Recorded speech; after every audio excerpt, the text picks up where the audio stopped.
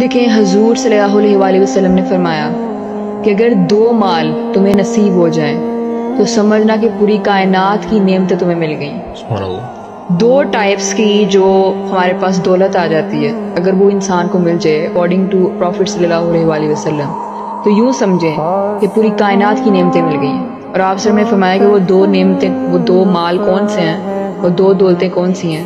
پہلی ہے معاف کرنے کی دولت اور دوسری ہے یقین کی دولت۔ بے شک۔ کہ وہ انسان جس کو اللہ تعالیٰ نے اتنا ظرف بخشا ہے کہ کوئی بھی اس سے برا سلوک کرتا ہے تو وہ اللہ کے سپرد اسے کر دیتا ہے اور اللہ کی رضا کے لیے اسے معاف کر دیتا ہے، تو یہ سب سے بڑی دولت ہے۔ اور دوسری دولت ہے یقین کی دولت، کہ کچھ بھی ہو جائے، آپ کی زندگی کتنے ہی مشکلات حالات میں آ جائے، کتنی ہی مشکلات کا شکار ہو جائے، لیکن پھر بھی آپ کا اس بات پر یقین ہو کہ اللہ میرا مالک ہے، اس کی طرف سے یہ آزمائش ہے، اس کی طرف سے یہ ساری پریشانیاں ہیں، اس نے ہی مجھے ان مشکلات میں ڈالا ہے کہ میں اس کے قریب ہو جاؤں۔ جب یہ آپ کا یقین ہو تو یہ آپ کی سب سے بڑی دولت ہے۔ اللہ